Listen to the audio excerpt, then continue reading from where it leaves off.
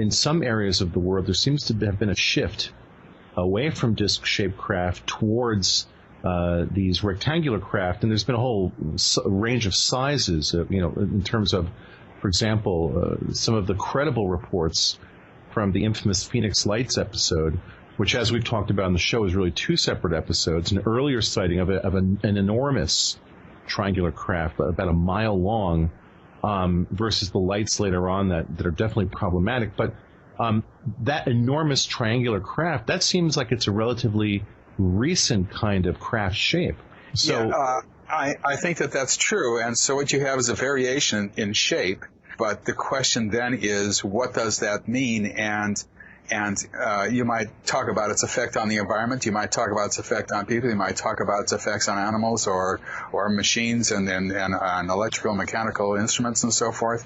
Mm-hmm. And you might talk about how high it was above the ground. But the only difference between that and any other sighting is the fact that it's triangular and that it's huge. Although as you said, we did have those prior to the mid-1970s as well. But the question is, what do we learn from that? And the answer is, well, not a whole lot, other than its shape. So like I said, there's not a lot more that we can learn. Although I think that's a significant thing. But the meaning of it is not really known. All right, looking at this, does this indicate that maybe the UFO nauts, whatever they are engaged in various changes in the hardware they send here, or is it maybe a different race exploring our planet? Right, we can't know that if they're not abducting people. In other words, what Bud and I know is whoever is abducting people, and what we see is a consistent group of people who are doing it. We don't know if there are other groups visiting us who are not abducting people and who people don't have sort of face-to-face relationships with. So that we don't know, and I don't know how we can know that unless people begin to report occupants that are significantly different than the occupants that have been reported over the years and so forth. And so far as far as I know, and Bud, maybe you know differently, that has not happened.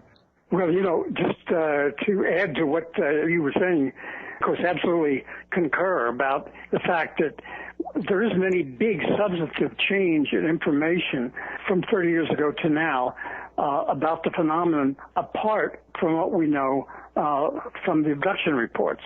The difference, of course, is absolutely incredibly important, because all of these earlier reports and the ongoing sightings are people standing somewhere or sitting somewhere looking out and seeing something in the backyard or above the house or next to the wing of the plane or whatever. But with the abduction phenomenon, we're getting all our information from people who are inside one of these things, face to face with what seems to be the occupants, the crew, whatever we want to call them, and undergoing some very particular procedures, one might say, quasi-medical in nature or reproductive. And we have a huge amount of information based on that. The first thing, of course, is that we didn't have, with just the sighting reports from all these years, we didn't have a motive for their arrival, if that's what it is, if that's a sort of extraterrestrial explanation. They're here for some reason. There were theories that they're here to deal with our involvement with nuclear energy or one thing or another. Those reports were very prevalent during the early days of the Cold War, when we were very focused on who knew what about atomic weaponry and so on. But we didn't really have any kind of motive. We just made guesses. They're exploring, they're looking around. But with the abduction phenomenon, once that unfolded in the 60s and into the 70s, we gathered information in such extraordinary amounts that we suddenly had a motive, a modus operandi. We had masses of physical evidence that we didn't have before. We had all kinds of stuff being reported by people who had been inside firsthand. So at that point, I think our information jumped enormously. Now, with that in mind, I know both of you, both being primarily English-speaking, have been primarily focused on American cases, and you'll stop me if I'm being incorrect in that presumption, but in the work that you've both done, have you attempted to do an analysis of this on a global scale and to find similarities and differences? And the reason I ask this is that recently I've been reading a book by Bob Pratt about the UFO scenario in Brazil. A number of the stories that Pratt reports in the book I'm reading really have a very violent sort of set of overtones that are I don't think really well replicated. For example, in the United States, there seems to be kind of a harsh edge to them. So in the work that you've both done, have you looked at global occurrences? Have you done the sampling on a larger scale than, let's say, the United States? And have you learned anything if you've done that? Dr. Dave. Okay, well, actually, I was going to throw this one in the bud because he, not very long ago, did a session with a woman in Turkey and in Istanbul, I guess it was. And I worked with a woman who was born in Pakistan, and I'm working with people from in England and Ireland, and I worked with a woman who's born in Romania and so forth. And I've talked with abduction researchers in Chile and in Brazil as well, and in France. And from what I can tell in those countries, and I'm including Brazil here, it's pretty much the same. Now, with Bob Pratt, he wasn't really looking at the abduction phenomenon. He was looking at sightings and the effects on people and all that. And I don't know exactly how much we should go along with that without further investigation by other researchers. I know that the researchers who I've talked with have not uncovered that kind of violent strain that you discussed. However, we don't really know because there are so few investigators and there are so many countries, and we can't really tell whether there's a qualitative difference in abduction material around the world depending on national boundaries. My best guess is there's not, from just preliminary reports. And but most other countries don't have kind of the sophistication of knowledge that we have in the United States about how to do hypnosis and how to investigate these cases and all that.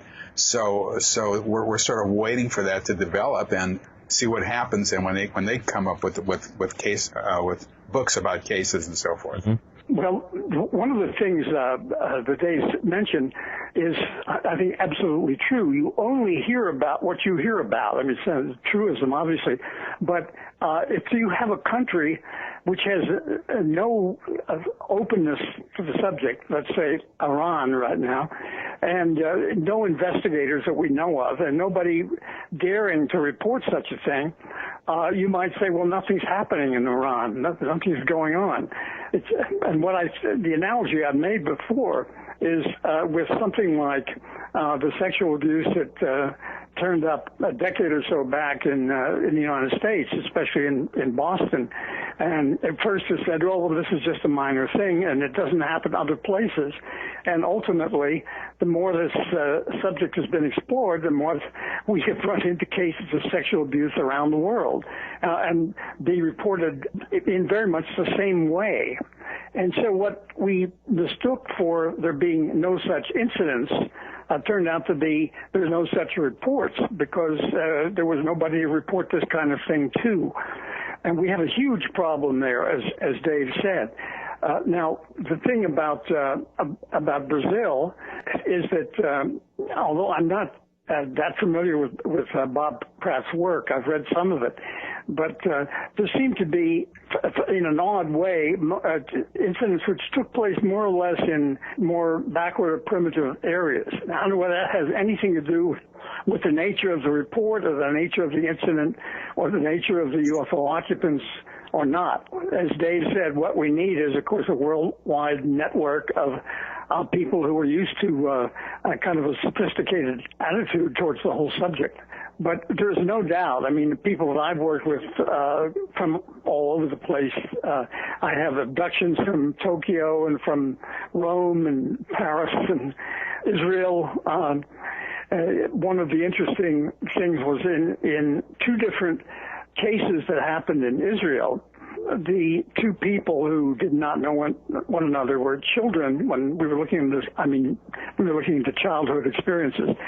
They both thought that when they saw these strange little figures approaching, that they were from the Mossad, the Secret Service, the kind of highly fabled Israeli investigative arm, and they thought that their strange behavior was due to the fact that they were trained that way.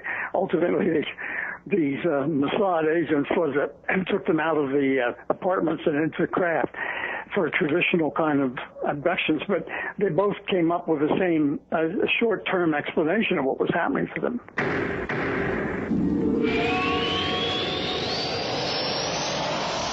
Hey neighbors, as we said, this episode of the Paracast is being brought to you by Audible.com, and you can download a free audiobook of your choice. And you can select from over 40,000 audiobooks and lots more, featuring bestsellers about the paranormal, about UFOs, novels. You pick it, and when you get the book that you want, just download to your Apple iPod or over 400 other devices. All right? You can download your free audiobook today at audiblepodcast.com/Paracast. That's audiblepodcast.com/Paracast. This offer only good for USA listeners. We want to hear from you. If you have a comment or question about the Paracast, send it to news@theparacast.com. That's news@theparacast.com. And don't forget to visit our forums where you can talk to fellow listeners and Gene and David. Just go to theparacast.com and click on the forum links. That's the forum links at theparacast.com.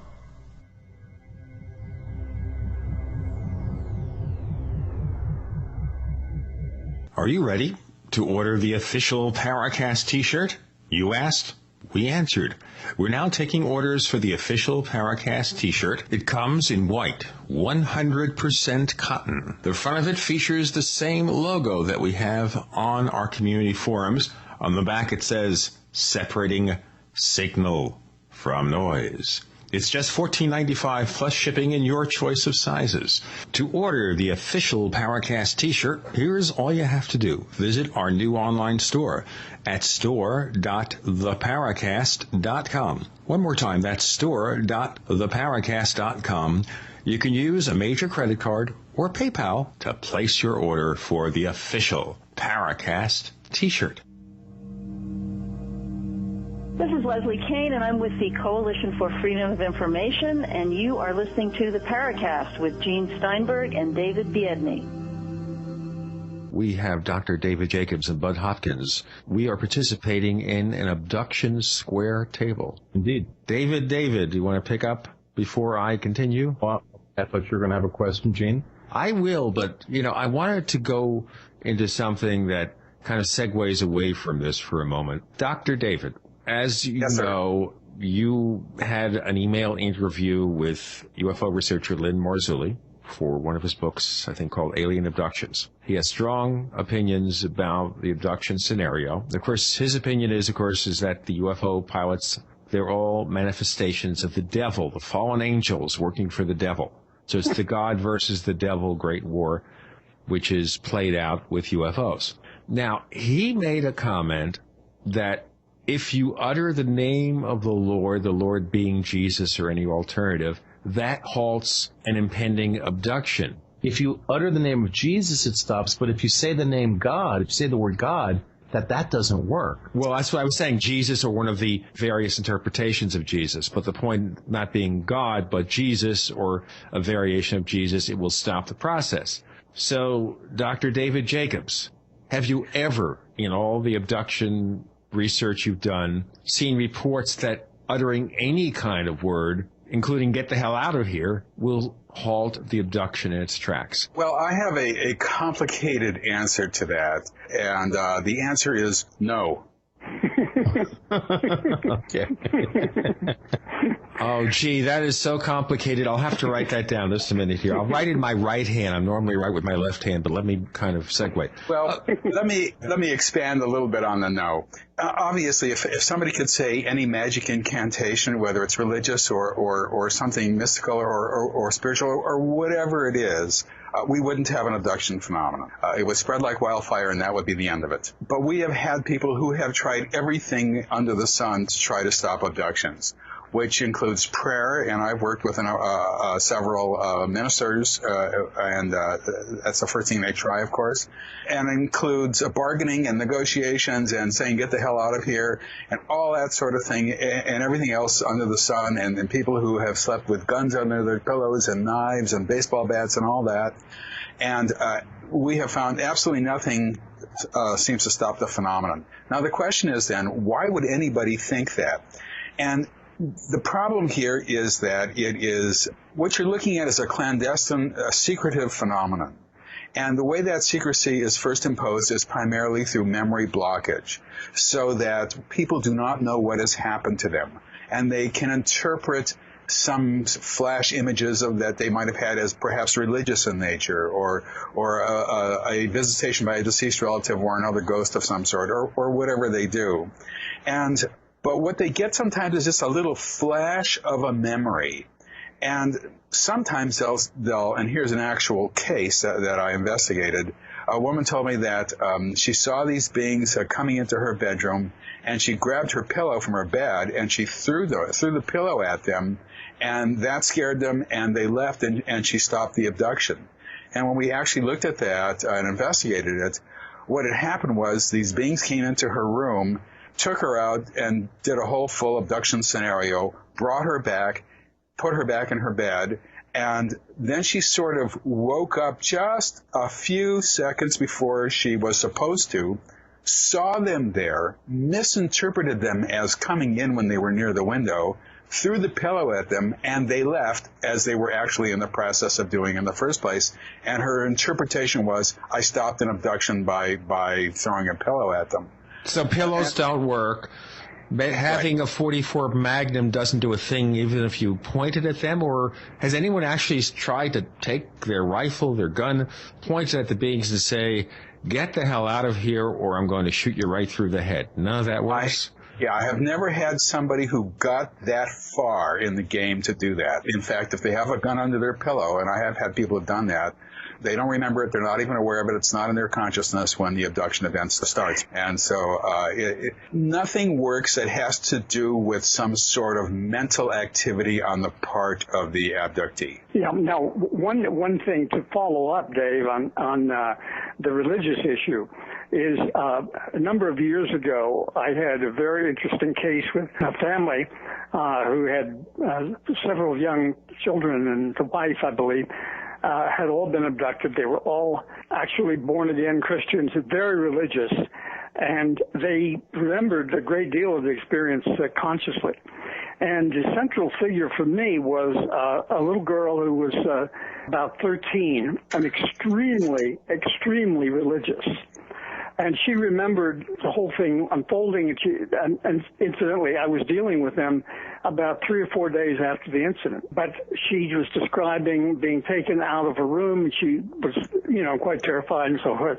And when she's on the table and various procedures are being done, she was praying intensely for Jesus to save her and to get her away from them and so forth. And what happened and afterwards, when of course there was no salvation taking place, her faith was in extremely dangerous, fragile position.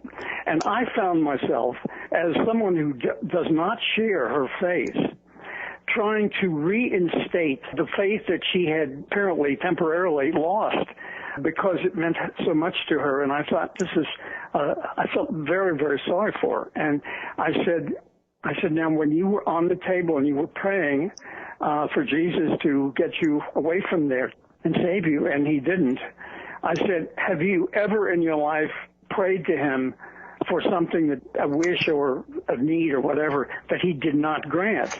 And she said, yes, I have. And I said, well, maybe this is another such case like that. And maybe for some reason he felt that he was unable or unwilling to help you with this. And I went through all of her objections to try to reinstate her religious beliefs, which were completely shattered by the abduction experience. So I don't know how anybody can spend the time writing a book about how something like this works when we have so many cases when it is employed and nothing happens. How many people do you estimate, and we'll start with Bud and go on to Dr. David in a moment, how many people do you guys estimate have actually been abducted?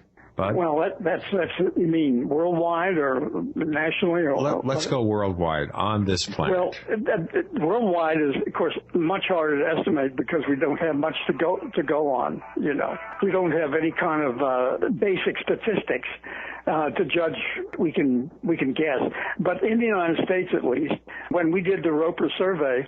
And we asked people to answer a series of questions, of which 5 were the kinds of questions that indicate a possible abduction. We got a sizable percentage, which was extremely disturbing, answered yes to having had these experiences, which were so consistent with abduction. For instance, seeing unusual lights or balls of light in their homes or outside, waking up with scars on their bodies that weren't there when they went to bed, with no idea how it happened, bloodless and so forth. And we ended up, as we looked through the whole thing, with an estimate, just a guess, an estimate of, I believe, 2.5%. Wasn't that right, Dave? Well, you have to say also that we were extraordinarily conservative, to say the least, in coming up with that, about 2% poll, Yeah. The numbers were ridiculously high, and after we sort of became very, very conservative about them, we came up with 2% around that. Now, that was, of course, a startling and upsetting figure to come up with. First of all, it provided ammunition to the debunkers because they say, well, that's impossible. How could that be? It just, obviously, if we had a smaller number, it would have been a more believable scenario, but we were stuck with this. The second thing, which was the most disturbing, is if it is this widespread, or even in the neighborhood of this, then we have a huge number of abductions going on in the country. And who wants to think that that's what we're facing? I mean, at the time when we did that survey, Dave and I were essentially carrying the brunt of the investigation. So a few other people too. John Mack was coming into it, and there were other people, but John Westrom. Yeah, but the point is that if you think on one hand as a handful, 4 or 5 people looking into this, and it means not only just looking into it and gathering information, but also doing a kind of de facto therapy, helping these people deal with these experiences. So there's like 4 or 5 people on one side, and the other side, let's say there are 2 million. The whole thing becomes extraordinarily depressing on just a human level, and I think on a level emotionally for both Dave and me and the others. No, absolutely, I agree with that. And there's something else involved with this as well, and that is that at 2%, which was, I cannot stress enough, a conservative number, you're dealing with about 6 million people in the United States who might have had abduction experiences. And, well, just to reaffirm what you were saying, there are so few people who can deal with this. And it's a difficult subject to look into. There is a learning curve to do it. And that learning curve is something a lot of people don't want to do. Now, in order to look into this, we knew, I think, let me just say that a lot of UFO researchers objected to the poll. They thought that the numbers were too high, that it wasn't done enough depth. There was all sorts of objections to it. The poll has been replicated, incidentally, twice since then, with basically the same numbers, maybe a little bit less, but we were very conservative, you have to remember. But the fact is, though, that I think it's a very interesting indication of how many people are out there, because it was an experiential poll as opposed to an opinion poll. And not only that, but both Bud and I have received thousands and thousands and thousands of emails and letters from people all around the country, if not the world, talking about their abduction experiences. So even without the poll, we know that there is a tremendous number of people out there who've had abductions, because the ones who email us or who write to us are only the tip of the iceberg, obviously. And I don't know what each email or each letter represents, but it's got to represent a significant number of people who didn't email us or write us. The numbers are very high no matter how you look at them. This is staggering.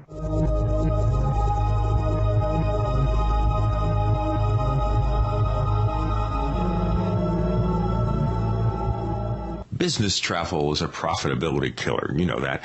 So do more and travel less with GoToMeeting, the easiest, most affordable online meeting service. With just a click, launch sales presentations, training sessions, product demos, or collaborative sessions right from your desk.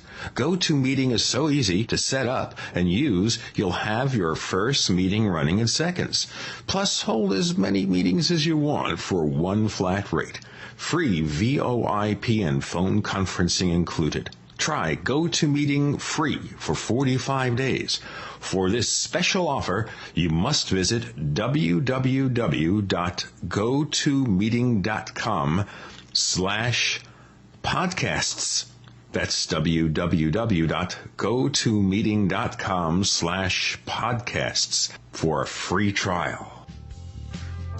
Hi, this is Nick Pope. You're listening to the Paracast with Gene Steinberg and David Bietney. It's also staggering to be able to have this square table featuring Dr. David Jacobs and Bud Hopkins as we explore the meaning and ramifications of the abduction scenario. A question that occurs to me offhand, because someone thinks they have been abducted doesn't mean they have been abducted. So even if it was 2%, how do we even begin to comprehend how many of those would stand up to investigation? Well, I'll take it on this. Of course, the poll did not mention UFO abductions, and therefore we deliberately did not want to include anything that would alert someone taking the poll to the idea that this had to do with UFO abduction experiences. Uh-huh. It was called unusual experiences, unusual personal experiences. And we had a couple of just camouflage questions like, do you believe you've ever seen a ghost? Which is kind of trying to throw the thing psychologically into the area of the occult in general. We had one trick question where I made up a word, and the question that we used was, does the word trontant have any particular hidden or significant meaning for you? That was a word I made up. And we got fewer than 1% said yes on that, and we threw them out instantly. So the point is, it was a careful poll where we were not getting people who were being asked, you do think you've had abduction experience. That would be, of course, a wholly different story. But I think the poll, within its limits, was an extremely conservative and accurate poll.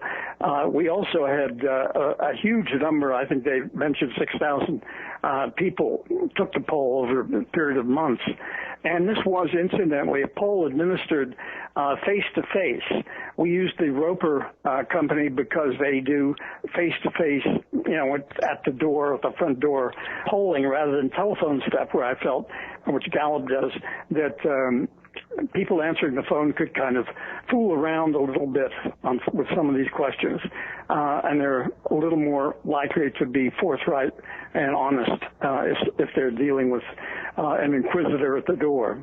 Well, gentlemen, I need to ask a question, though. I think a lot of our listeners are probably thinking right now, which is that when you have those types of questions, what's your thought about the idea that if somebody says they might have seen a ghost, maybe, and they say yes, maybe they're recounting an experience of actually seeing something that would fall into the category of non-corporeal entity of some sort that we don't know what they are. But are you at that point then taking those people who have had a ghost sighting and saying, okay, that was actually definitely a screen memory for an abduction? Because it seems to me like statistically that would throw you off, right?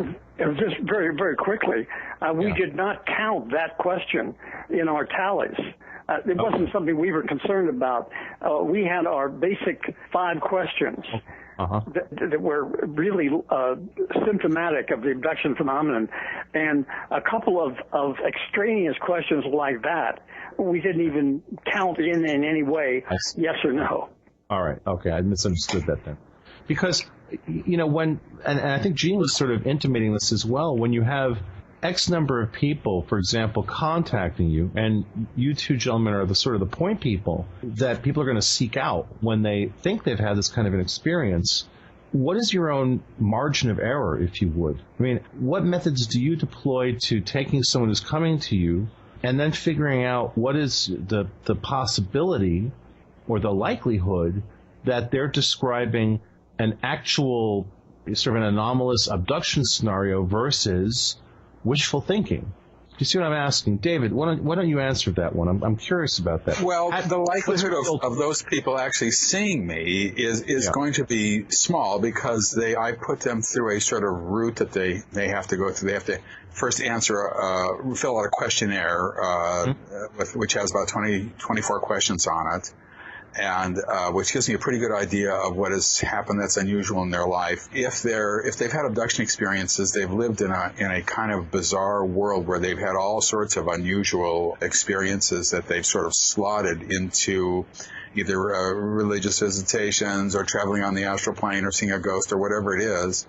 If a person just comes to me and says, well, I saw a ghost once, that would not be a candidate for investigation for the abduction phenomenon. But if they have a whole sort of series of events over the course of their life where they sort of live in a bizarre world, and they say yes to some of the key indicator questions on my questionnaire, then that might be a candidate for investigation. Now, you said how many people, you asked the question before, how many people out of the 2% might actually be abductees. And the answer is, well, we don't really know. We do know that if you take those people and investigate them, that there are going to be a high percentage of abductees, because abductees, in the pre-polling work that we did, we asked abductees the same kinds of questions of the poll, and a lot of those questions are on my questionnaire, and they were answering yes in very, very, very high frequency, and non-abductees were answering yes in very, very low frequency. So one incidence of seeing a ghost or I had an out-of-body experience or something like that, it doesn't necessarily indicate abduction material, but there are ways to getting at it, and ultimately and in the long run, the only way you can really tell for sure, I assume, is through investigation, and each person must be investigated. It seems like it's almost unfair that's the way it's supposed to be, but in fact, that's probably the best way, is just to go ahead and investigate it. And I've had people who turn out not to be abductees who will get through my filtering system every once in a while. Mm-hmm. Mm-hmm. Yeah, I think one thing to be pointed out is that this is not an area in which you find hoaxes. Just to start with. Where we get hoaxes, of course, are with things like UFO photographs and crop circles and so on, where somebody is not necessarily standing behind the photograph or the crop circle. They can just send something to the newspaper or make a phone call or something, and they don't have to commit themselves to acting in untruths and so forth. In this case, we don't really get that, because these people are coming in and they're nervous, they're upset, and one of the first things I try to find out is whether they're leading a kind of a stable, productive life or not. This is crucial because, first of all, the one area where we have a definite gray area, so to speak, is the area that involves people who are mentally ill.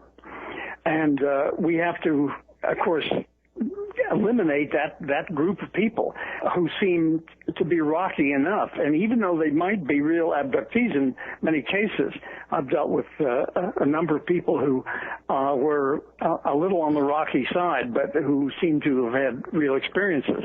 But that's a group where I don't, not being a therapist, I don't work with those people. I pass them on to therapists who would not look down on the idea of an abduction if it might have actually been reported by that person.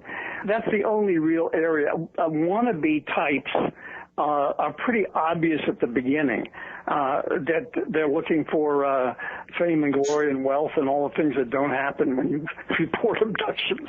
As a matter of fact, the opposite. So I think that those questions, so many of these things are really kind of self-described situations that you don't have to worry to death. You just decline to work with the person. And I always point out that just curiosity is not enough.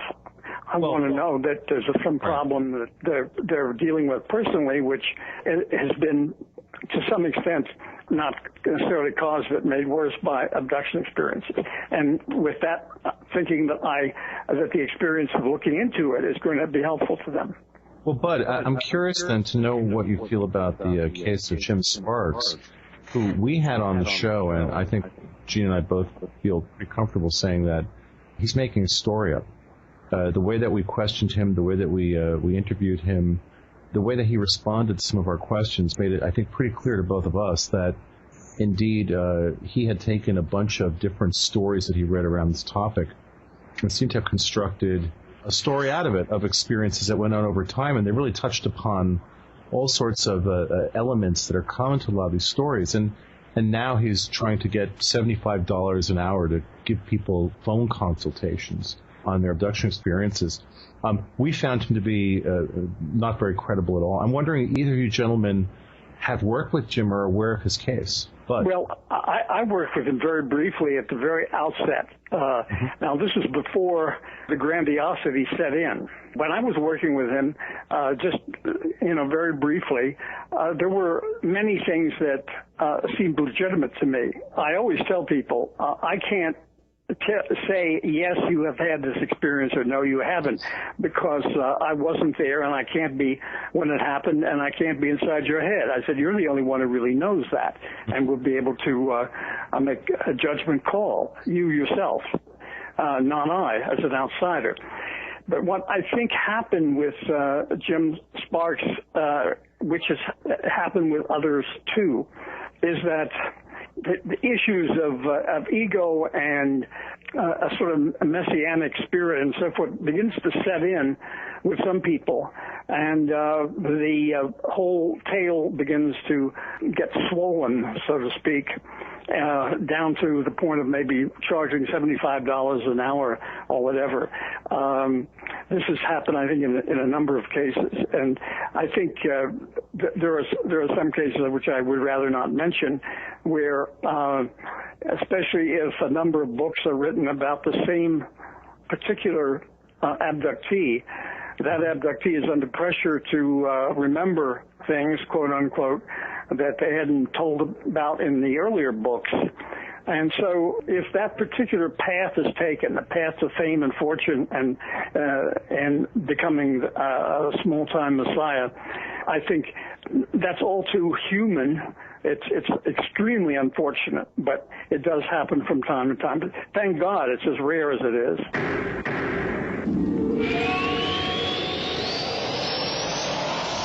Fate magazine is proud to be celebrating its 60th anniversary and its 700th issue.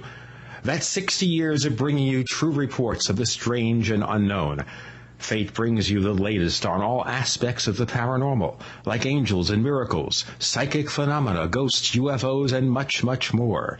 It's bigger and better than ever. Subscribe now by calling 1-800-728-2730 or online at www.fatemag.com. That's 1-800-728-2730 or www.fatemag.com. What are you waiting for? Your fate awaits.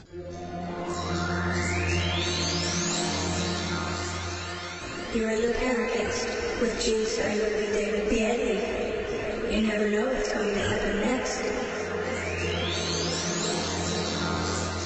We're talking to Bud Hopkins and Dr. David M. Jacobs. This is an abduction square table because we have 4 participants.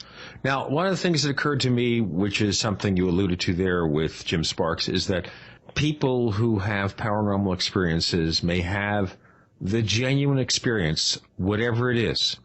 They have something happen to them that's really, really weird, and they get their 15 minutes of fame, then suddenly, they decide they need 30 minutes of fame, or they get followers, and the followers say, well, what happened next? And maybe nothing happens next, so they are encouraged, or maybe peer pressure forces them to develop more cases. Now, either of you have further comments, Dr. Jacobs?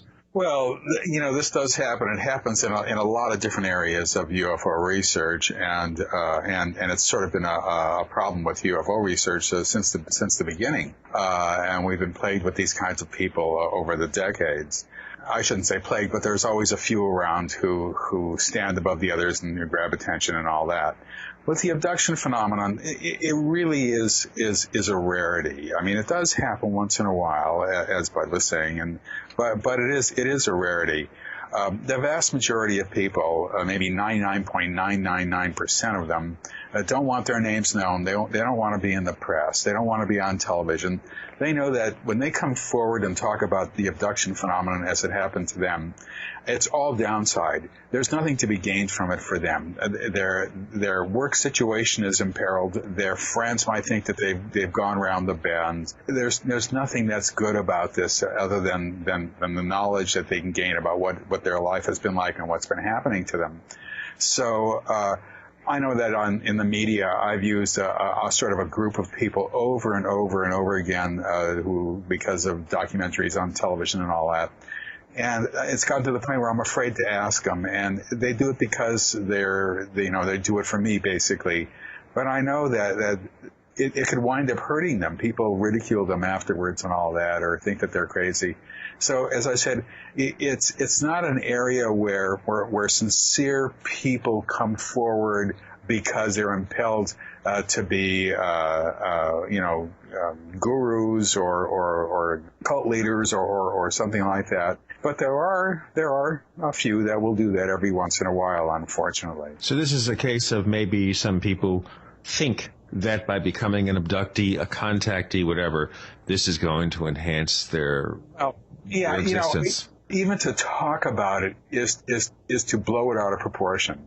Even for us to sit here and say, well, yes, there are some people doing that, and then have a discussion about them, it makes their numbers seem higher. I mean, we can count on the fingers of one hand, perhaps, all the hoaxes that we've looked at over the years, are uncovered from other people, it's so insignificant. It really isn't worthy. What is significant is how insignificant it is. That's the significance. Bud, let me ask you a follow-up question about that, and because I'm just curious. I know in reading some of your work that you discussed that there are these symbols that you feel that you use as a control element for knowing when certain cases are compelling. Now, I know that Sparks, in his book The Keepers, put in there a number of symbols, supposedly of an alien language that he was reportedly being taught. I'm curious, did you see those symbols? No, I haven't. I have his book somewhere. He sent me a copy, and I have not read it, and I don't remember. I'm going to have to go back and see what I can find. I have never published the symbols for an obvious reason, but they come from about 45 different people, and they're remarkably similar. In some cases, virtually identical. So it's the kind of thing where anyone looking at them would say this seems to constitute some kind of range of communication of some sort. And the fact that these are coming from 45 different people is to me absolutely staggering. It was staggering to me when these symbols first somebody just mentioned. I think it was Debbie Cobble, and who I wrote about in Witness, who said, I remember seeing these symbols, just volunteered it. And she wrote them out for me. And about a year later, somebody else in a similar way said, I saw some symbols and there things looked like writing and so forth, and drew them for me, and they were practically identical. Of course, this became very helpful to me, although many people do not recall seeing symbols of any sort. And I can imagine that for lots and lots of reasons. Maybe they're only in certain craft or certain places. People are abducted sometimes at night, and they are nearsighted. They don't have glasses with them, and that kind of thing. So, and many people are just so concentrated on their own terror and wanting this to be over and to get out of it that they're not exactly scanning the surroundings as objectively as they might. So even though I have only 44 sets of symbols out of the many people I've worked with, I've only asked a small percentage the question, have they seen anything like this? And many times they say no. Something kind of occurs to me with regard to this abduction scene. And we're assuming motivations here that we can't possibly fathom, but if I came down here and I'm heading an alien fleet and I want to check the local population, DNA, etc., I don't need to kidnap 1 million people, 1 million entities, 1 million humans, 1 million whatever. I can get by with 50, 100. So the question being, if there are hundreds of thousands or millions of abduction cases around the world, why? Why would any race need all that? Gene, before David and Bud answer that, I was thinking that question, but from a slightly different viewpoint. Well, why don't we do this, hit your viewpoint, and then let them answer both? Right. Well, no, but it keys into what you're saying, which is that based on what we know about human genetic studies of species on the planet Earth, because we do go out and we, for example, will tag creatures out in the wild, and we'll follow them, and we'll follow family lines. There are scientists doing this kind of work both in the ocean and on land. Based on what we know about that kind of genetic research, do the numbers that you gentlemen are suggesting are potentially the numbers of people who are being abducted, do those numbers correlate in any way with the kinds of studies that we do of a species to track its genetic lineage? Is there some kind of a correlation there that is useful for us to understand what's going on? David. Well, I think what you're doing is you are kind of assuming an experimental model, that this is a learning situation, that they're following a lineage to find out information, that they're studying people and so forth. And that is a model I think that all abduction researchers kind of first latched onto. I know I did. Right.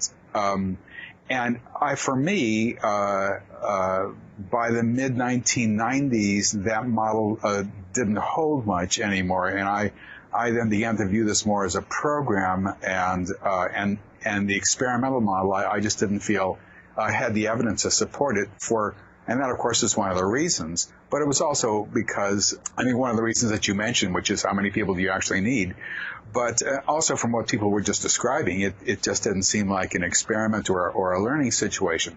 Now, of course, that model is based to a large extent on the first case we had, which was the Barney and Betty Hill case, first case in the United States that came to light, that is to say. And it seemed to make sense the way we thought about it in the 60s and 70s and even into the 90s, that if visitors from another world were coming here, they would be interested in the flora and fauna. And there were reports which seemed to suggest that interest, that were not a human experimentation. They were occupant sighting reports. That they would pick up people and cut them open and see what's going on in there or whatever it is that they do. And it all seemed to make sense. But for me, in my research, eventually the preponderance of the evidence moved away from the experimental model and more to the program. I agree completely with this, David. And one thing to consider about your question, David, the analogy with work that's being done here. Right. When we're working on polar bears or something and tranquilizing them, tagging them and all that, we know exactly what we're looking for. There's certain qualities or physical components or behavioral traits or whatnot, and we know what we're aiming for. And I would guess that essentially the zoologists who are doing this kind of work have a sort of a clipboard and a few things that they have to check on with each one of their specimens that they're contacting. But when it gets to human beings who are infinitely more complex, intellectually, emotionally, in every other possible way, there may be aspects to our makeup that require larger samples, just in an information gathering way. I mean, it's possible. We don't really know. I think to work downscale and use amoeba as our standard of investigation as a subject doesn't work when it comes to the complexity of humans.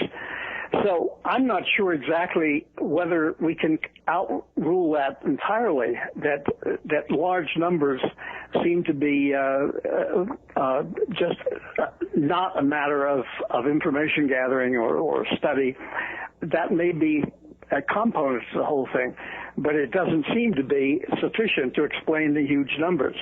I think the basic problem is that we don't know, once we get into the whole scenario of these reproductive cycles and producing what seem to be genetically altered infants, children, that contain both human and alien characteristics. Once you get into that, though, that pushes the whole thing far more towards a programmatic business than it does an investigating business or accumulating information.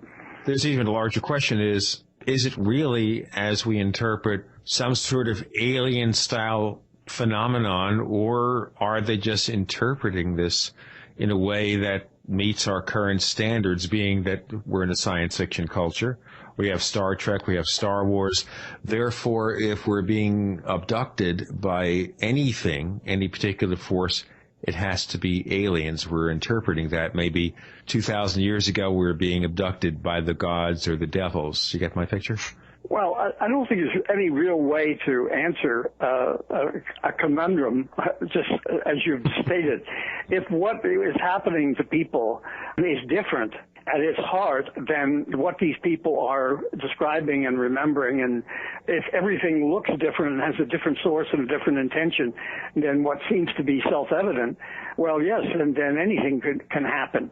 I think one of the remarks I've always loved to quote, the late Scott Rogo once said, unfortunately, he said, "I don't believe that UFO occupants are extraterrestrial in nature, because they're not doing what extraterrestrials would do." That's the greatest shooting oneself in the foot or in the mouth or whatever kind of statement one can imagine. Once you open the door on the idea of the alien nature of what this is, alien is just a negative definition of what something isn't. Right. It doesn't say what something is, and therefore I find it a very comfortable term to use, that this is an alien phenomenon, but I don't necessarily cling to the terms extraterrestrial, because our basic anthropomorphic idea of extraterrestrials is so confused right now. Quick question. In the research that you've both done, there are a number of elements that are consistent in what you feel are legitimate abduction scenarios. What about the elements that aren't consistent? What can you derive from the things that are very different about these different cases?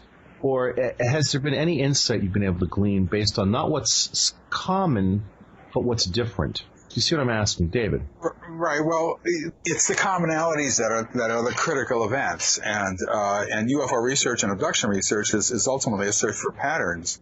And if somebody says something to me that I have never heard before, that's really unique, and I haven't worked with this person for a period of years and years, I know the person extremely well and all that, even then, what I do is I put it on the back burner and I wait for testimony that is the same or similar to it, and hopefully even not just one more person, but two or three or more people will say the same thing before it pushes me into using it as evidence. It's just to hear something that's totally unique and you've never heard before, it does not a pattern make, and so it's very difficult to use that kind of material. It also has to do, of course, with how the person is remembering it. And I know that some people remember abduction events just outright, and they're pretty accurate in their memories, but I've learned that far more people remember only bits and pieces of abduction events, and they're not very accurate, and they can throw in all sorts of other, private imagery from their own minds into it, and you get sort of a wide variety of experiences that people describe, and that's an area you have to be very, very careful about, even though people think that conscious memories are sometimes better than, are always better rather than memories derived through the help of hypnosis. So, but you have to be careful with memories of all sorts, and the odd memory that is not verified by other people is just isn't going to make a great impression on me. Well, I understand it would make a great impression, but at the same time, I would imagine that if you're looking at a situation that you're trying to sort of define boundaries for, where you can say, okay, there are certain things that are common, but then the things that are different, what potential outer boundary do they define? And I guess I'll rephrase the question just a little bit, which is, maybe we'll have to wait for the next hour to get the answer to this, but is there a set of cases where there was, let's say, in 2 or 3 of the reports, something that normally might have seemed unique that gave you a new insight that you didn't have before? Maybe something, let's say, that's happened in the past 3 or 4 years. And I guess that then begs a bigger question, which is, and maybe we should start with a bigger question, how have you seen this change over time? Has there been anything you've been able to determine in terms of the abduction phenomenon that has changed over time versus the parts that have remained consistent? Maybe that's a better question. And that's a good cliffhanger. So, ladies and gentlemen, David Jacobs and Bud Hopkins are going to ponder the answer, which we'll get on the other side of the Paracast. Gene and I love to hear from our listeners. If you'd like to share your thoughts with us, send your messages to news@theparacast.com. That's news@theparacast.com. And don't forget to check out our website at theparacast.com, where you can download past episodes of the show for free and visit our dynamic discussion forums. Also, please patronize our sponsors. Tell them that you heard their ads on the Paracast. They'll appreciate it, and we will too. Welcome back to the Paracast with Gene Steinberg and David Biedny. We're back in the second hour of the Paracast with Dr. David Jacobs and Bud Hopkins, and we're going to jump back to my cliffhanger question. Gentlemen, in all the years you've been looking at this, there are certain elements that seem consistent that indicate to you that you're looking at a legitimate abduction case. But what have you seen change over the years? Have you plotted anything where this phenomenon has evolved, changed, presented patterns that maybe you didn't anticipate? Bud. Well, this goes to the very heart of how my work unfolded. When I first got involved in this in the mid-'70s, we really knew about 2 abductions, the Betty Hill and the Pascagoula case. And at that point, they formed a 2-case pattern. The people the abductees consciously remembered seeing the UFO and actually seeing the beings inside the UFO, and had a missing time experience connected with it. So I thought naturally that must be the basic pattern. But I began to run into cases where people felt that they had had an abduction experience and they couldn't remember any detail at all. They couldn't remember seeing a UFO or seeing an alien or anything like that. And I thought, well, that can't be a real thing. But we looked into them anyway. And what we found out, of course, was that it was these cases were just as legitimate as the 2 cases I just mentioned. And so suddenly I had to move my the edges, the borders of my phenomenon as I saw it, into a situation. Well, you didn't necessarily have to see the UFO or have to see aliens or remember details of being inside, which was also true of both cases. Maybe it was a very different thing, which meant the whole thing could be much more extensive. And then I staggered into the idea that there were screen memories, that some of these people weren't describing seeing aliens, but they saw something which was pleasant, but which still stared at them with big black eyes like a deer, and which, when we looked into it further under hypnosis, turned out to be an alien. So I suddenly thought, you can't even trust what the conscious memory is of these people. And I discovered also that our basic idea that these things were once in a lifetime, extremely rare phenomena was a completely erroneous thing, and I had to change that boundary too. And so what happened is the data each time was sort of forcing itself upon me to change what I considered to be the basic abduction story, phenomenon, scenario.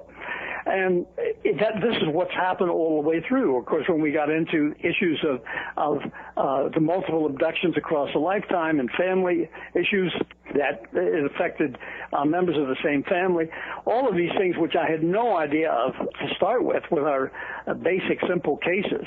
And retroactively, I was able to go back and investigate some of these really early cases, and found that, in fact, when you look into them, they had these qualities which they had not bothered to report or hadn't thought important. So the whole thing was, in a strange way, defining its own boundaries. I was only the guy running around following the information I was getting and trying to make sense of it. So in a certain sense, I've been open all along to what is different. And of course, even with my book Witness, the issue of what we found about how an observed phenomenon, where if they wanted people to see it, how that would be observed, and how many people it would affect inside the city, even at 3 a.m. and so forth. This was wholly new to me. I mean, I could go on with it, but I never wrote any of the 4 books unless I had found some major kind of shift in what seemed to constitute the abduction phenomenon. But when you looked retroactively into earlier cases, those details were all present in those early ones. It just hadn't been reported. Yeah, I underwent the same sort of change as well as I began to research the phenomenon, and I didn't start until in 1986. I found sort of what Bud had been finding, and I also began the same process that Bud was going through as well, which was the phenomenon begins to push you into directions that you don't necessarily want to go or never even thought of before, through the preponderance of the evidence. People just say it over and over again, and you're required to just sort of move where the evidence leads you. And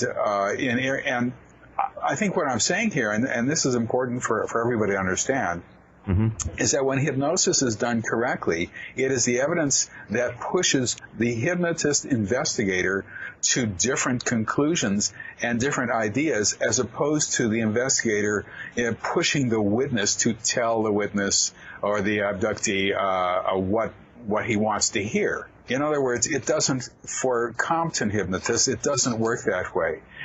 You have to remain neutral. You have to go where the evidence leads you, and ultimately it leads you into places that you sometimes never even dreamed of, let alone would use to lead somebody into. Well, that of course brings up a really critical issue, I think, with a lot of listeners, which is that people have concerns, I suspect, about hypnosis.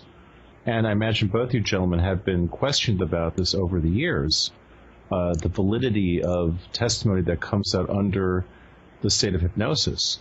How do you normally respond to that, Bud? Well, the questions that are used, the arguments are used, are usually raised by people who've never even sat in on a session. In other words, people will say, Hopkins and Jacobs are leading the witnesses, but be unable to point to anything in the transcripts of these sessions, and admit that they've never actually sat in on a session. Whereas, for instance, I've had several different psychiatrists who were neutral on the subject sitting on my sessions just for this reason, to get a kind of validation that leading isn't taking place. But as Dave just said, what is doing the leading is what's coming out of the mouths of the witnesses. And if those things are scattered and do not form patterns that are all over the place, then you can't trust them. But what if you're getting, for the 70th time, the same exact descriptions of, well, let's say the symbols on the wall or how the thing unfolded and so forth, then you're kind of stuck with accepting it or handling it. But I've written a long piece for the book that David Jacobs has edited on UFOs and the abduction phenomenon. It's a University Press book.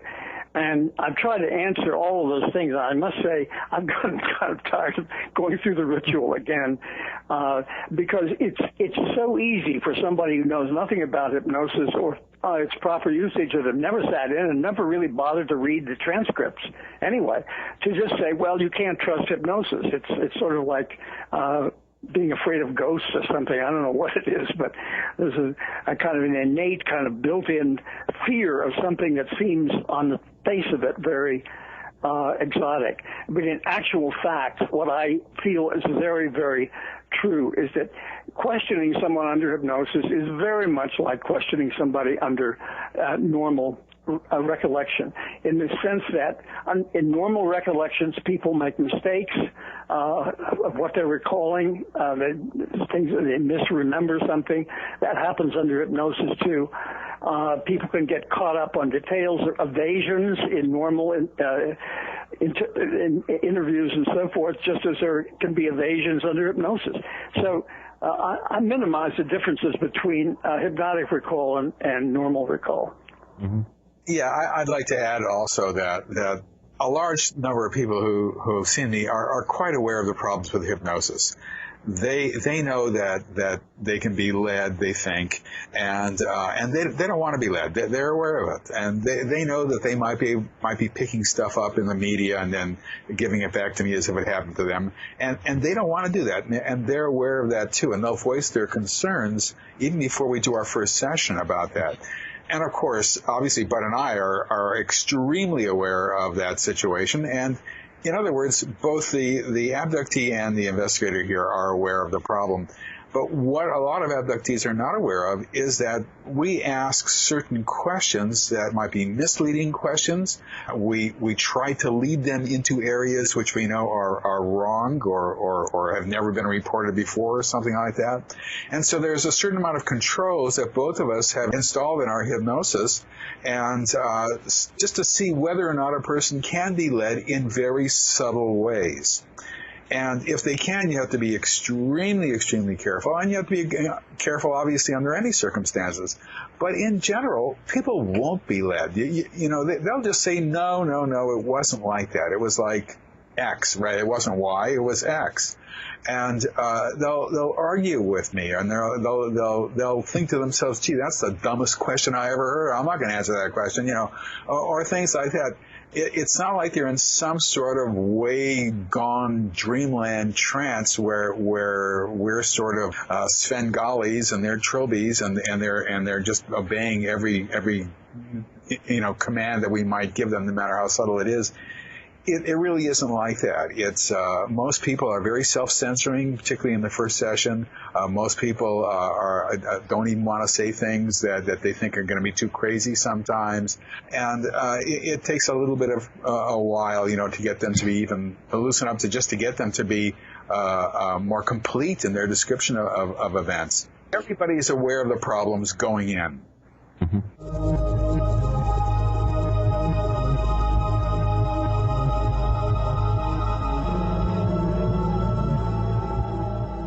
This is Timothy Green Beckley, otherwise known as Mr. UFO, reporting live for the Conspiracy Journal. And we have a special offer to the listeners of the Paracast. Want to receive our publications for free? Conspiracy Journal, and Bizarre Bazaar sent to you via snail mail. And all you have to do is email me at MrUFO@webtv.net. That's MRUFO@webtv.net, and we'll send you two of the most exciting publications. But we do need your actual address because these are physical publications, and you'll enjoy all the latest articles by some of the leading researchers in the field, as well as up-to-date information on the latest book and videos, and it's all for free. Or drop us a line, MrUFO@webtv.net. This is Philip Rogno. You're listening to Paracast with Gene and Dave, one of the most informative shows out there. So listen closely. We're talking to Dr. David Jacobs and Bud Hopkins, Ultimate UFO Abduction Square Table. Now, something that was alluded to before, maybe we could mention again about it, and that is screen memories. We remember one thing that supposedly is a way of camouflaging for the abduction scenario, such as maybe seeing some kind of apparition. And David knows where I'm going with this. You see an apparition, but maybe it's not the apparition you're seeing, it is that. How do you detect this? What is there about the so-called screen memory? Is it our subconscious trying to defend ourselves against what really happened, or something planted there by an external force? Well, I'm going to let Bud take this first because he discovered the idea of screen memories. Well, I think that one of the most important things here is the evidence that suggests this is imposed from the outside. And that's simply because in three cases that three different people I've worked with, where there were two individuals involved in the abduction, each had described, before we looked into the cases, what they had recalled seeing. And for instance, in the first case, two young women were driving home from a party, and they were college students, and they came upon 6 wrecked cars all piled up in a deserted part of town, a suburb of Washington, D.C., and they were very frightened. The whole thing was very eerie, and they drove past all these cars which had their lights on, and there wasn't anybody around. Nobody from the cars or witnesses or anything, even though it was a warehouse district. And when they got home, they called their parents. They tell them all about it. They described it exactly the same way, the 6-car pileup. And they watched television. They read the papers to see something about it. There was nothing.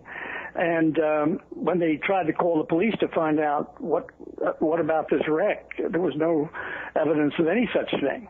And, of course, ultimately it turned out not to be a 6-car pileup, but we can guess what it was.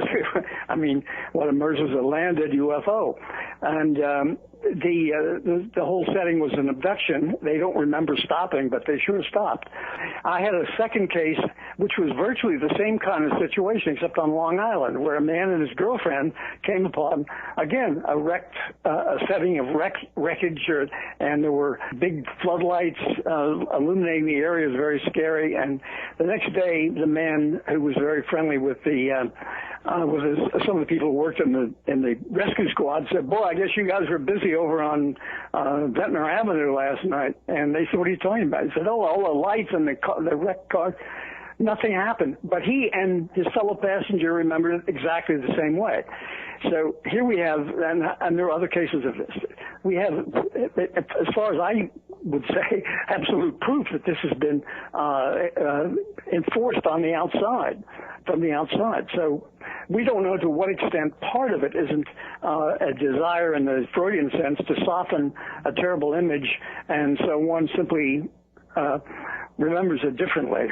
Let me add to that also that people do sort of remember bits and pieces that are distorted, and they will remember things I think that are important to their own life. For example, I've had people who remember deceased relatives visiting them and standing by their couch or their bed or wherever they are and talking to them. And each time it's turned out not to be a deceased relative, even though the people were very invested in the idea that it was one. And And people also remember things in very sort of odd and unusual ways. And they'll remember traveling on the astral plane. I remember once somebody told me that he traveled on the astral plane, and he was amazed to see how dirty his gutters were on top of his house. We did a session on that, of course, and I don't have any stake in traveling on the astral plane one way or the other, but it turns out, of course, that it wasn't the astral plane.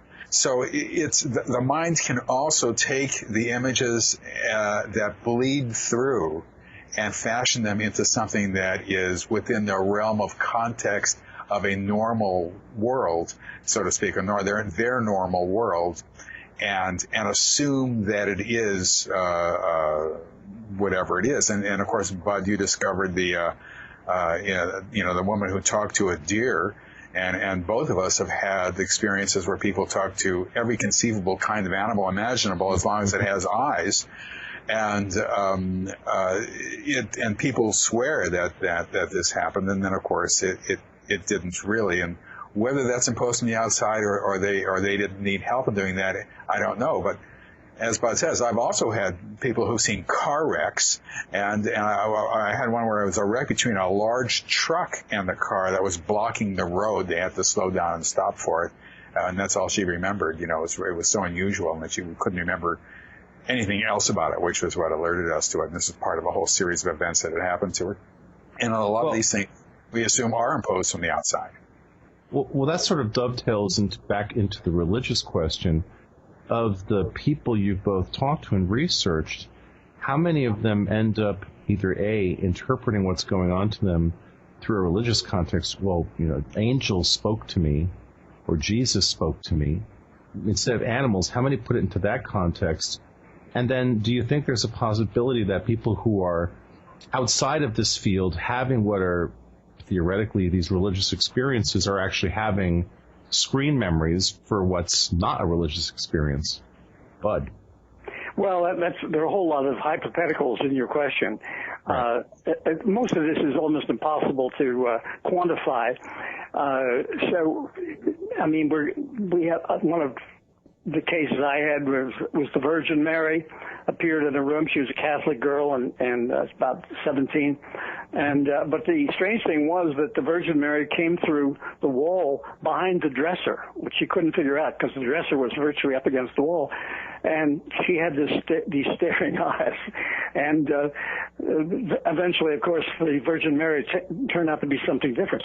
But I think that there's just a wide range of screen memories, depending upon perhaps the aliens having some sense of what imagery is present already in that person's mind, the mental banks.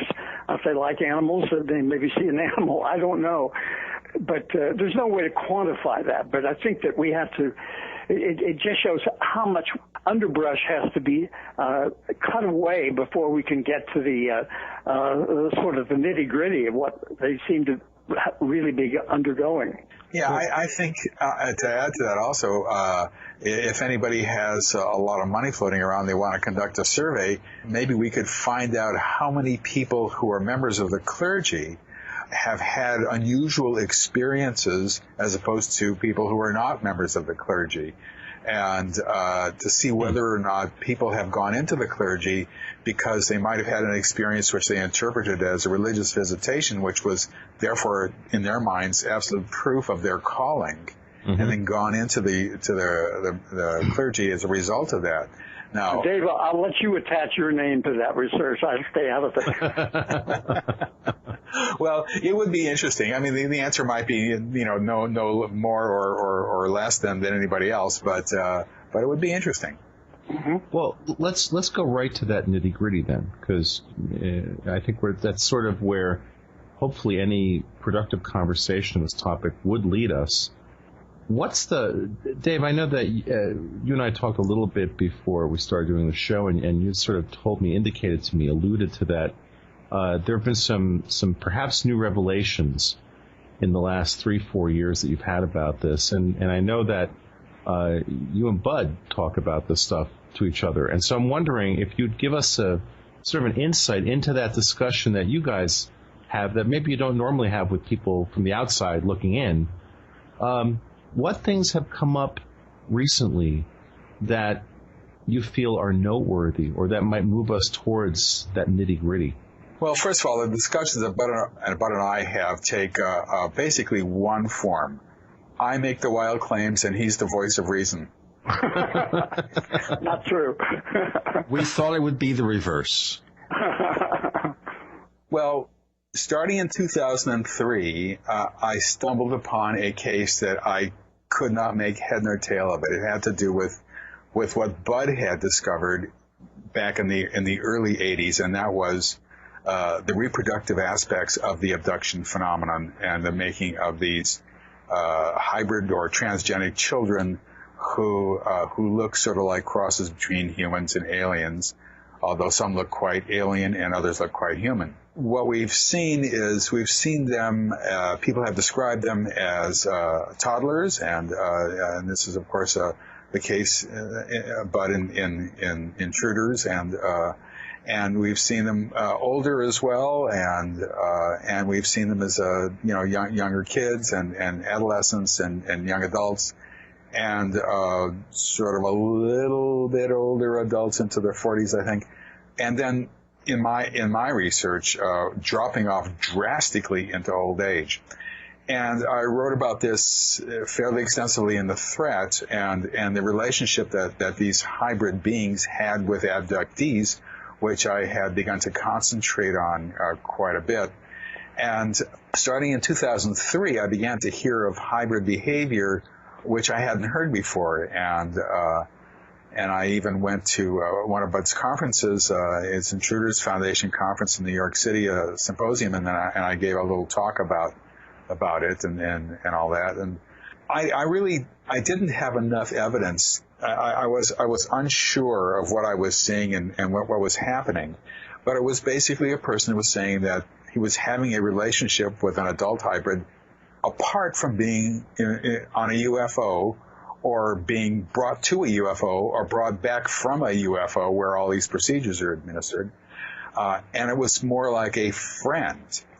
And he would meet this friend in various odd places here, there, and everywhere, and he had a whole sort of life involved with this friend. And I didn't know what to make of that, and I just put it on the back burner waiting for other people to say the same thing, and it wasn't very long before other people began to say the same thing.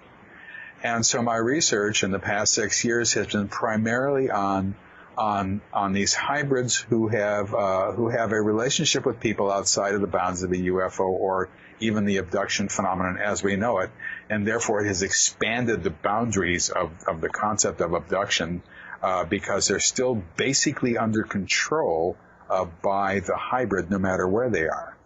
So that's sort of where I've been at and what I've been researching and the program aspects of this as opposed to programmatic in terms of what does this all mean and where is this leading and should we run for the hills or not? Well, it comes up with a scenario of people being possessed by alien beings and doing their bidding, as you see in science fiction movies. It almost reads like that just hearing what you're saying. Well, with science fiction movies or science fiction books or anything, if you look hard enough, you're going to find some sort of parallel type of incident somewhere, somehow. You can always dig up in society, something similar in the past. And so you have to be very careful about how you use popular culture in these things. What I'm describing is really quite different. And the problem here is that these people are giving scenarios in which, for example, if they're with a hybrid and they're here on Earth, other people see the hybrid and may even inquire about it. That has happened before.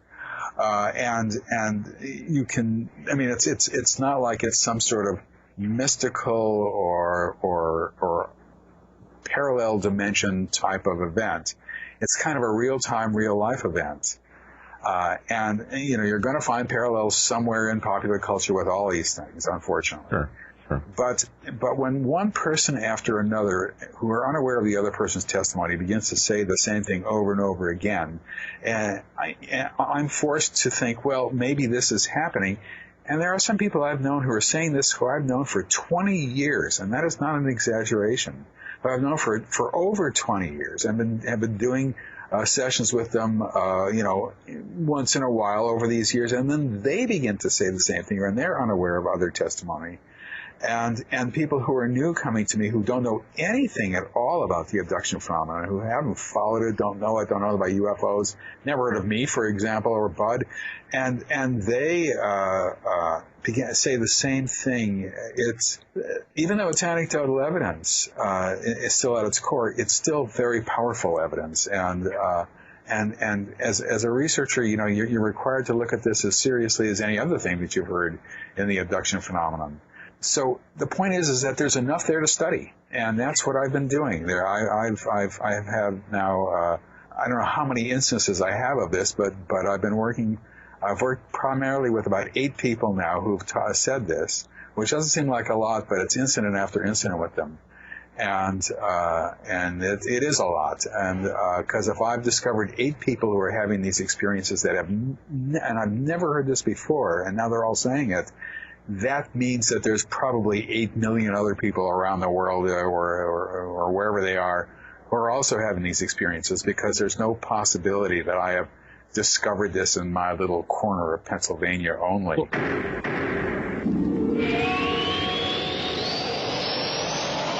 Are you ready to order the official Paracast t-shirt? You asked, we answered. We're now taking orders for the official Paracast t-shirt. It comes in white, 100% cotton. The front of it features the same logo that we have on our community forums. On the back it says, separating signal from noise. It's just $14.95 plus shipping in your choice of sizes. To order the official Paracast t-shirt, here's all you have to do. Visit our new online store at store.theparacast.com. One more time, that's store.theparacast.com. You can use a major credit card or PayPal to place your order for the official Paracast t-shirt. You're in the Paracast with Gene Steinberg and David Biedney. You never know what's going to happen next. We're talking to Bud Hopkins and Dr. David Jacobs, and now, gritting his teeth, David Biedney will drill down. Oh, I'm curious. What is the nature of the interactions between the people who are giving you this anecdotal evidence and these supposed hybrid creatures? What is the dynamic of the friendship? What kind of information is exchanged? May I add just one little note here?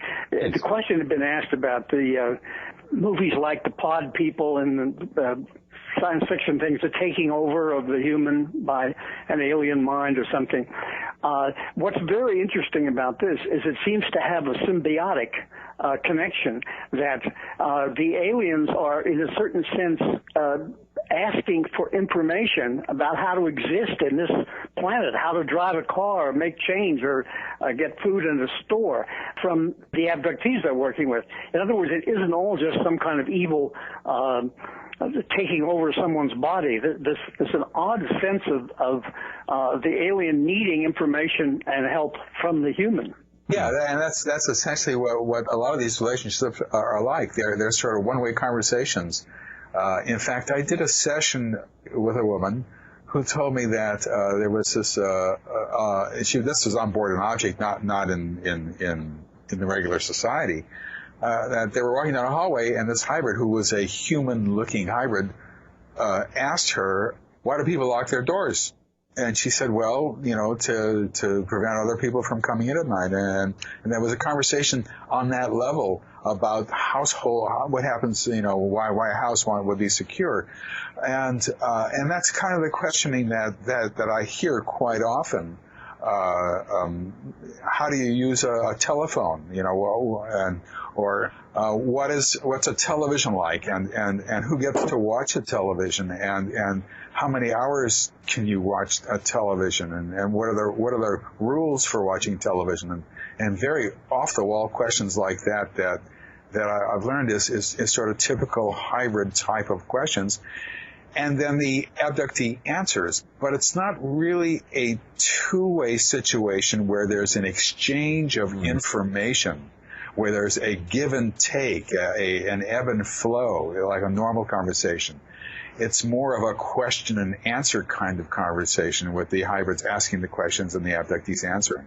Does that imply a sort of a classical dominant submissive dynamic?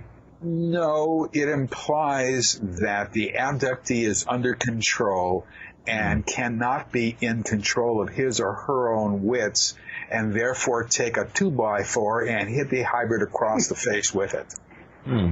Now, that brings up some interesting implications, of course, because they're, obvious, and I guess I don't need to point this out, but I will anyway, that if you have a species that has technology that seems to us to be almost magical, certainly more advanced than we are, one would almost say, well, why do they have to ask an abductee that question? Aren't there more efficient ways of gleaning that information? Well, if I can just dominate this conversation for another second or so.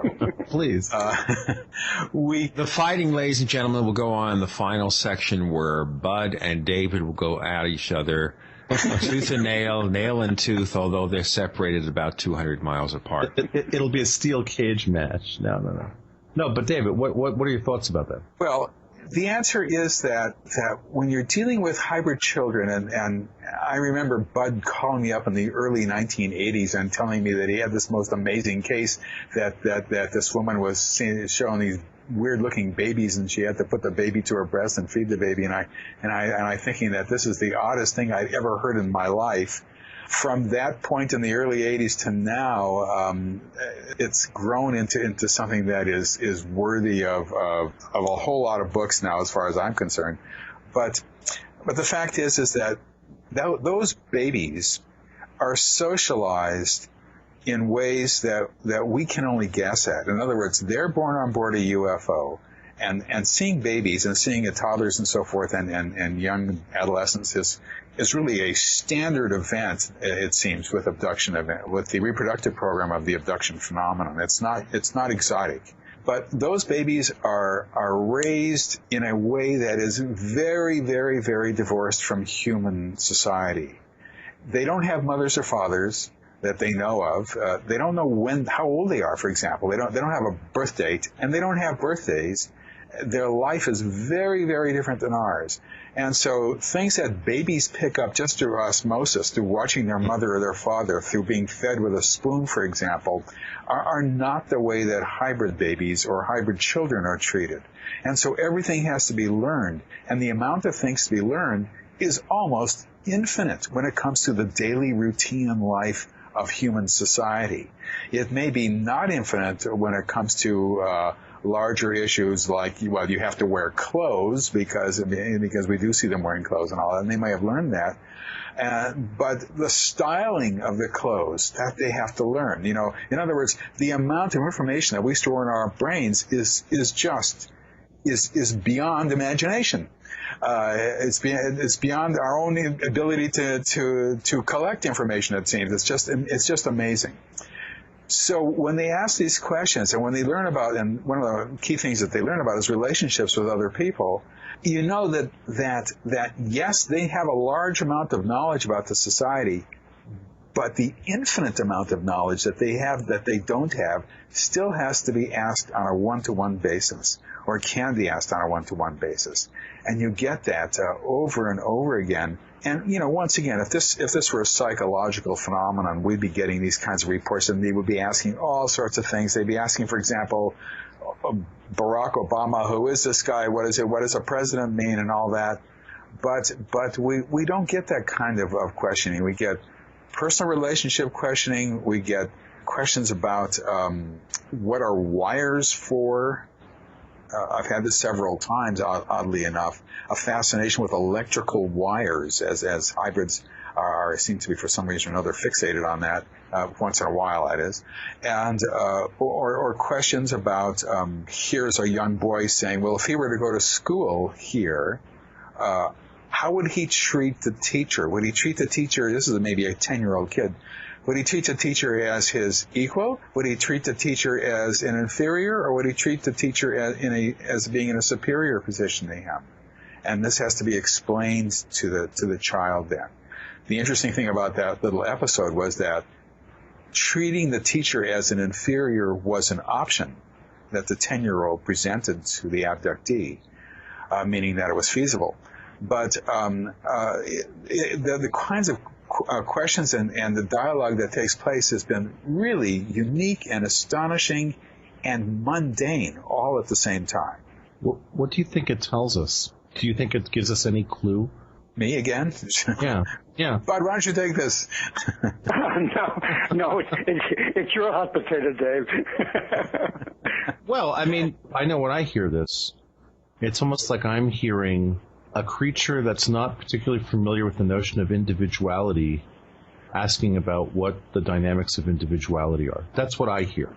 Individuality is not a prized possession, as is free will in the hybrid and alien society that I have looked at.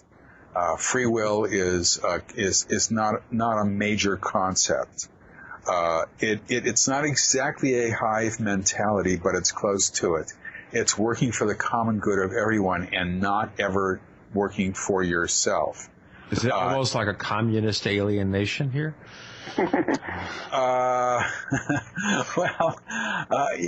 the communist states had a certain amount of individuality in it. And for example, people had names. But in the society that I've looked at, people don't have names because it's a telepathic society. There's a lot of different aspects of the society that are extremely different than human society. Telepathy, of course, would be a major part of it. But let me answer that question in another way, and that is, in the 1990s, before I wrote The Thread, and then I put this in my book, The Thread, I would get people who would say that they were shown a scene which might be played out on a screen-like device on the wall or within their own mind's eye, and the screen would have a picture, for example, of a picnic, and this is one of the things that I wrote about. And it's a normal picnic with people playing ball or kids playing ball and somebody at a grill and people standing around and talking and this and that. And they'll hear in their minds, can you tell the difference between us, meaning hybrids, and you, meaning humans? And the abductee will look at this and be puzzled by the question, and they'll say, no, what are you talking about? Everybody looks the same to me. There is no difference. What do you mean, And they'll say, see, isn't that wonderful? Soon we will all be together. Soon everybody will be happy. And, you hear one of those and then you just toss it. But when you begin to hear a number of them, you begin to think everything sort of makes sense, from what Bud discovered with the babies and toddlers and feeding them and taking care of them and handling them and this and that, all the way through to adult hybrids and their role in the abduction phenomenon. And you get the sense that, and once again, enough people have said this now that I've gotten the sense that ultimately what we're dealing with here is an integration program, in my opinion. A takeover? Resistance is futile? I don't know if it's going to be that way. The problem here is the discussions that I talked about just a few minutes ago, is that they control the discussions, and then therefore they control the neurology of the discussion between the abductee and them, which means that they control the neurology to a degree of the abductee, which puts them sort of on a different order of person than we are. I mean, I would like nothing better on earth than to be able to control somebody else's neurology. That would be good. I could think of a few candidates. Right. And unfortunately, I just can't do it. And I can't even control the neurology of my cats, let alone anybody else. So unfortunately, these people can do that. And we've had indication of this because there is an abduction phenomenon. Without that ability to control others from a few seconds or a few minutes before the abduction event happens to all the way through to the end of it, there would be no abduction phenomenon. It wouldn't happen. It has to be. And we see hybrids who are able to do this as well. And that's the difference. And abductees basically are sort of the unwilling subjects in this who are pressed into service help them integrate into the society. And I know that sounds crazy, as does everything with the abduction phenomenon, of course. But that's the conclusion I've come to. Okay, so does that mean that they're walking amongst us? I'm being serious here. That some of the people we see are hybrids. Bud Hopkins, what do you think? You take this one, Bud.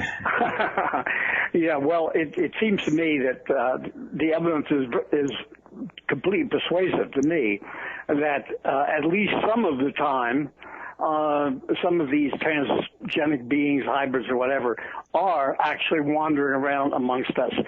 Whether they're here all the time, whether they come and go, so to speak, we don't really know. But certainly the numbers of incidents, which for me go back actually to the early 80s, where people have encountered what seem to be these hybrid beings,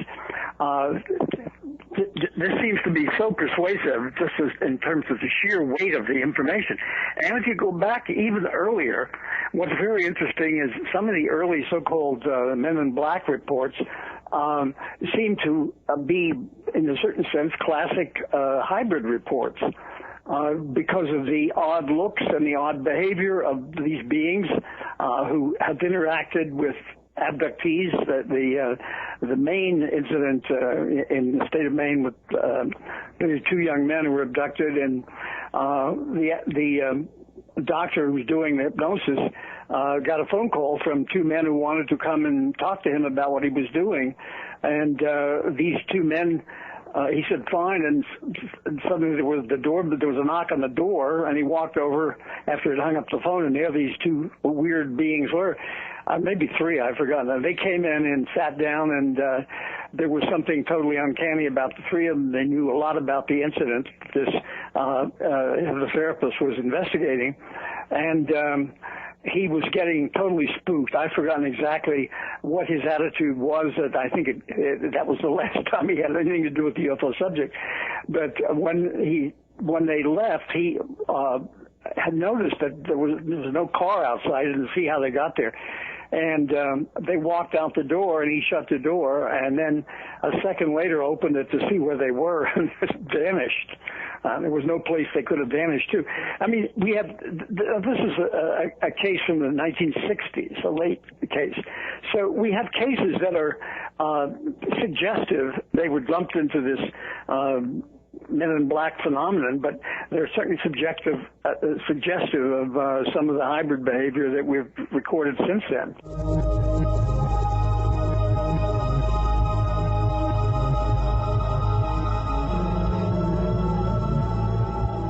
Fate magazine is proud to be celebrating its 60th anniversary and its 700th issue. That's 60 years of bringing you true reports of the strange and unknown. Keep up with the latest on angels and miracles, psychic phenomena, ghosts, UFOs, life after death, and much, much more. It's bigger and better than ever. Subscribe now by calling 1-800-728-2730 or online at www.fatemag.com. That's 1-800-728-2730 or www.fatemag.com. What are you waiting for? Your fate awaits.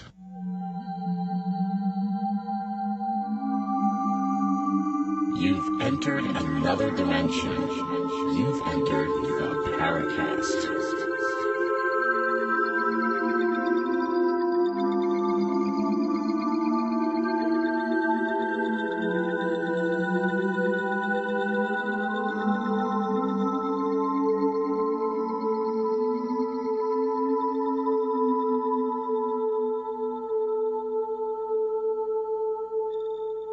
We're talking to Dr. David Jacobs and Bud Hopkins, organized around abductions. We're talking now about hybrids. Okay, Bud, this is getting kind of frightening. Seriously. Are we being assimilated? I'm serious. It sounds like it's almost funny, but there isn't anything about the whole phenomenon itself that in which I can find any reason to be optimistic. I just don't see any optimism connected with it. If there's optimism that I feel, it's my own nature, perhaps, to hope such dire things are not awaiting us. It's, of course, very hard to get your mind around the idea of global warming and the really dire truths which seem to be right there in our face about what may be happening to the planet. But when you add this in with its sense of infiltration, its sense of control, which is, the control is absolute as an aspect of the abduction phenomenon, as Dave said, what is there to feel optimistic about? I mean, there just isn't anything that could be cheerful. It's not a pleasant thing to look at, and I actually stay somewhat away from this subject of the hybrids, even though I wrote a lot about it in my last book, Sight Unseen. I find that perhaps more depressing than any of the rest of it, and I would just prefer to do the really brave thing and simply avert my eyes and not notice it as a way of getting through my days. Bud, a question about that. I read most of Sight Unseen, and there's one case in there that's really interesting and unusual, and I bring it up because I'd like you to just talk a little bit about it. This family that had this very enigmatic character living with them, one Mr. Page, if I'm not wrong. Yeah, Mr. Page. It's Mr. Page. Remarkable case, yeah. An amazing case. Now, in researching that case, when you read about the dynamic between this Mr. Page character and the person who was at that time the little girl, it's the little girl who has these very fond memories of him. I mean, it sounds like, for the most part, it was an extremely positive relationship. What kind of clue does that give you about this? I mean, is that case an anomaly, or are there other cases like that you've been able to find? It's very hard to answer that question clearly because we haven't done much work in investigating it. What I've done mostly is to just do interviews with members of the family who had remembered Mr. Page being there living in the house for a decade or so. And we haven't done any hypnosis really on what his relationship was with this little girl, and yet there seems to be a connection between his taking her off into the woods, which her mother did not have any problem with at all, and them coming back very late, and the whole thing is somehow fixed in her mind as a very disturbing thing she doesn't want to look into. At the same time, she has these positive feelings about him, but he doesn't fit anywhere in a wholehearted way. The alien aspect is present, but there seems to be other kinds of things. He seems to be very involved in arcana of varying sorts, and he was much beloved by some members of the family, and other people thought he was a really weird, spooky, frightening person, and so on. It's not yet really been investigated as well as it should have been, and it's partly because the little girl, who's now a young woman, has not wanted to look into it. I wish I had more information on it, but you see, that's the problem. When you do an investigation into this very difficult personal, emotional territory of the family, you can't just say, well, I want to now do such and such. We're going to look into this today. You have to approach this very, very delicately to maintain, good relationships with the families and with the various people. And you realize that you're treading on very deeply contained areas which might be quite frightening as well as quite nice, too. But it's a very mixed bag, that particular case. Mm-hmm. It's a very compelling case. So David, ultimately, as you spend all of this time in researching this topic, do you share Bud's feeling that this is overwhelmingly depressing in many ways? I mean, do you think that what's going on is nefarious? Well, I'm going to disagree with Bud. Bud says that he is not very optimistic about this, and I, however, am extremely pessimistic. Okay. So that Sounds like kind of a half full, half empty concept. Right.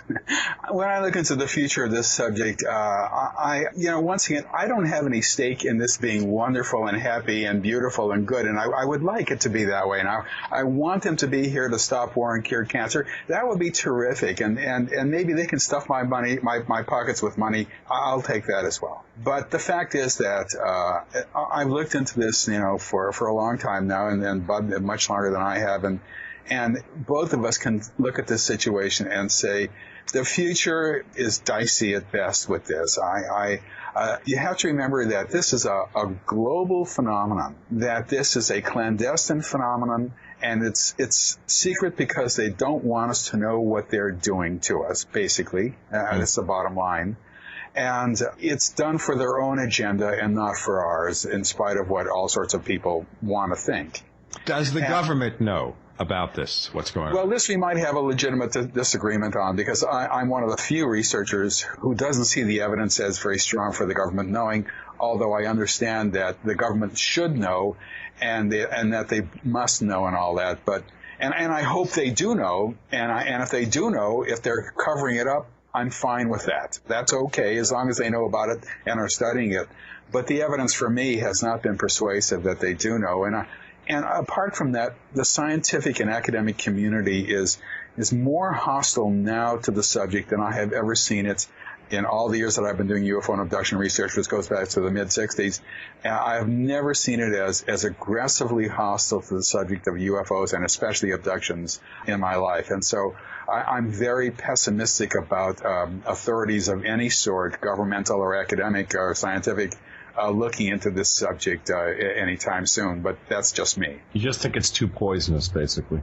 Well, the unlikelihood of it happening is very high, and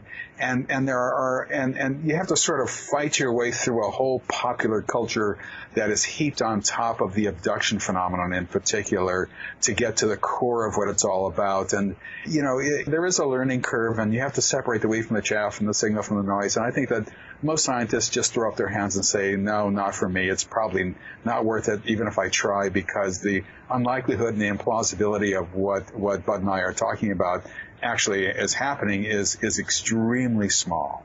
Bud, you have a memoir coming out soon. Yes, I do. So do you feel in that memoir, I guess at the end of this, do you feel like the time you've spent on this is time well spent, or do you regret it? Oh, no, I have no regrets at the time I've spent, just for the simple reason that, as, of course, a corollary to what I've learned along the way, and have been able to publish so other people can follow and understand, is the fact that there is this aspect of de facto therapy.